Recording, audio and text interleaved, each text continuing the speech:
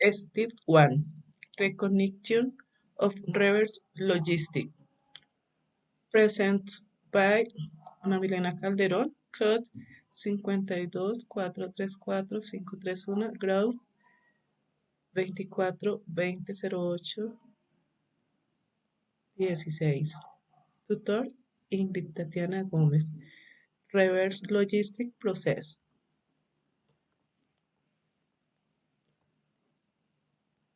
Superstores Company Olímpica.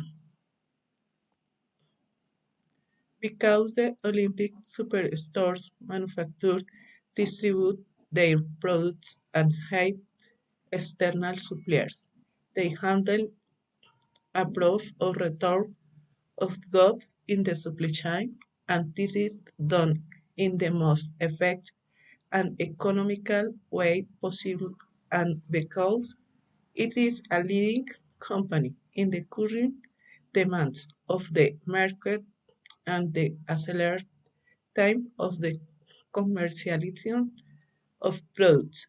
They handle processes that are responsible for the recovery and recycling of packaging and hazardous waste, as well as the process of return of inventory, customer returns, obsolete products, and seasons inventories.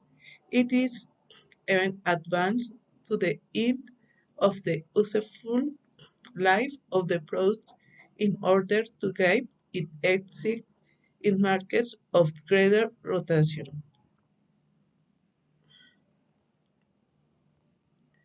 It also implements reduction at source, recycling, reuse of materials, replacement of material disposal of waste, and script, repair, and remanufacturing.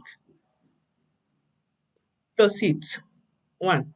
It favors the image or the company to reduce the environmental impact. 2. Reduce costs by using reused materials to replace existing materials. 3. Minimize industrial impact on the environment. 4. Create campaigns to build customer loyalty. 5. Opening new markets for resold products. Its process: collect, transport, receive, inspect, classify, resell, recycle, throw away.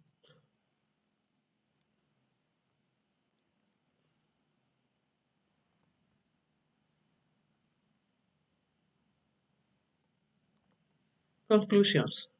The importance of the applications of reverse logistics in Olympic superstores has allowed to protect the environment while the efficient execution in its returns, recovering the value to the products, reaching an excellent management in the supply chain, being one of the advantages at as competitive level. Thank you. Thank you.